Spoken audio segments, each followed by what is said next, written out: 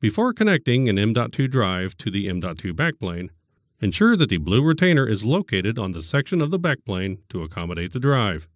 Press both sides of the retainer, then move the retainer forward until it is in the large opening of the keyhole.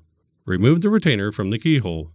Insert the retainer into the correct keyhole and slide it backwards until it is secure, but not in the way for the installation of the M.2 drive. Insert the M.2 drive at an angle of approximately 30 degrees into the M.2 backplane connector. Note: if your M.2 backplane supports two M.2 drives, insert the drives into the connectors at both sides. Rotate the M.2 drive down until it is parallel with the backplane. Slide the retainer forward onto the notch of the M.2 drive to secure the drive in place. Grasp the M.2 backplane by the tabs or blue touch points and align the blue plastic supports at each end of the M.2 backplane with the guide pins on the system board. Then insert the M.2 backplane into the M.2 slot on the system board. Carefully press down by the edges to seat it. Install the top cover.